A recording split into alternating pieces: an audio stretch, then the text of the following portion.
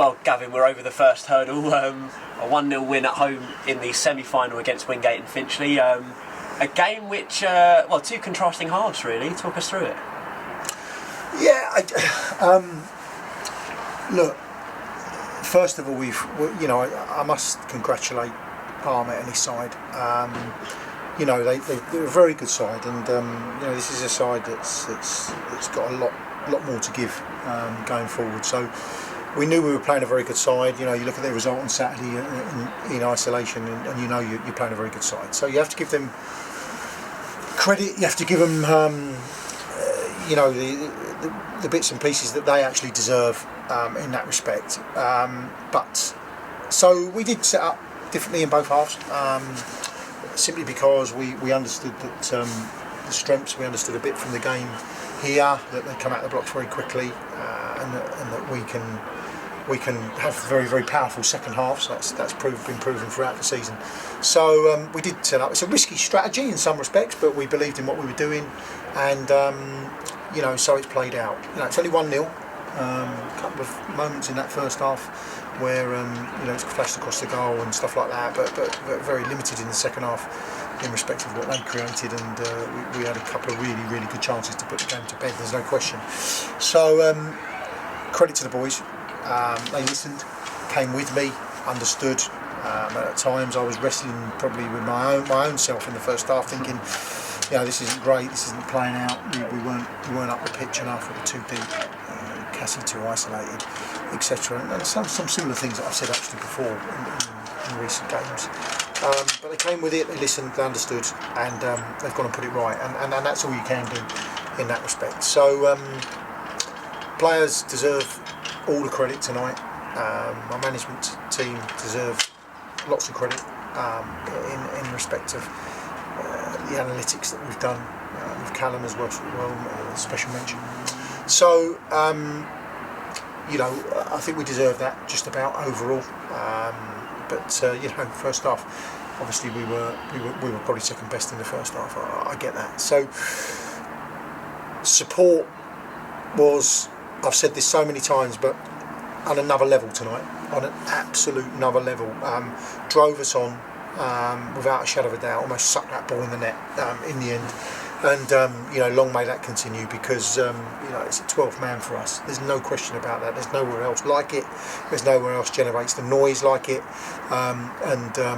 Wherever we are on Monday, I'm sure they will come in numbers and generate that same noise.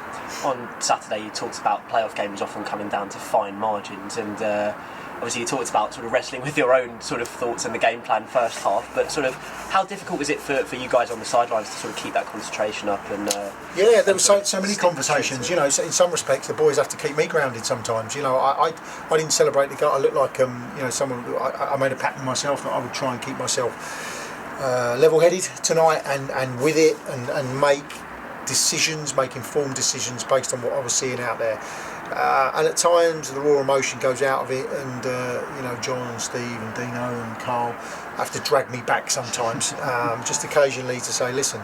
And it was running through my mind, 10 minutes to go, 10-15 minutes to go. What do we need to do? Do we need to make changes? Do we need to try and essentially we felt that the boys were working very hard in a shape that was working for us, and they threw a little bit at us in the last 5 minutes, which you'd expect, but all in all it was fairly comfortable. I think the substitution of Joe Payne raised a few eyebrows. Obviously I think most people were expecting a light-for-light change when Jake went injured, and we'll come to him in a minute, but I suppose your thinking behind that presumably was in order to continue that game plan.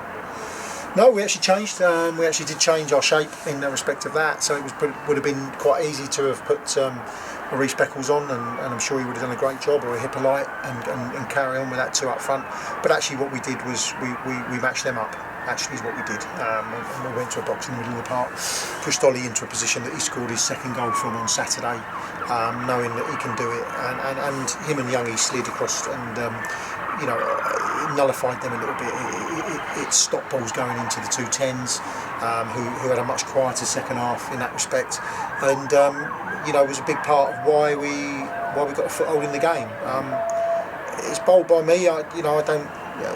We went for a few few sort of systems in there, but to actually match them up at a system they played all season that we've played at times is bold. But I can sit here now, and obviously look at it and look at how it works. But one thing I do know about the playoffs is you've got to be bold to go and win them. You've got to go out there and try and win. It certainly takes some doing. I think that's our 14th clean sheet of the season, and to stop sort of two attacking midfielders with sort of 40 league goals between them, it's no mean feat.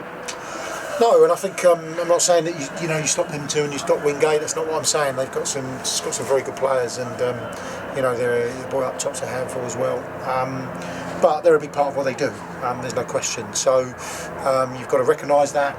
It's stupid of me to have come here tonight and say don't worry about it, because they're a team that's got almost the same points tally as we have. So therefore it tells me that there's not a lot between us. There hasn't been a lot between us in the games, even though we won 4-1 down there. It wasn't an easy run. So you've got to give them the respect they deserve, and try and work towards a game plan that will see you through. As for Jake, obviously he came off with a bit of an injury. Is there any sort of initial assessment at the moment? I don't know how that's going to look, to be honest. We'll have to see how that sets up, but it didn't look brilliant actually coming off the pitch. So, like any of these types of injuries, you've got to,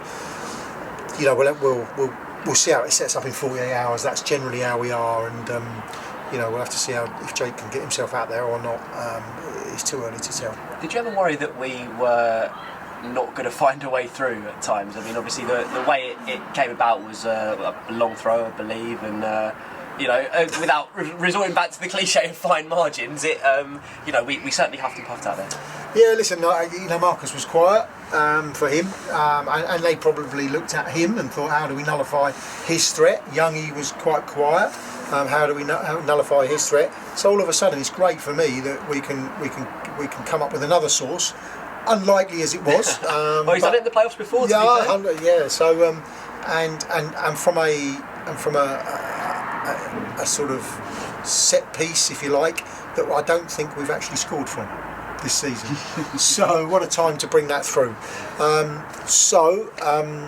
It's good that other people are weighing in. We've asked other people to weigh in, because if they don't, you can't always be relying on those boys.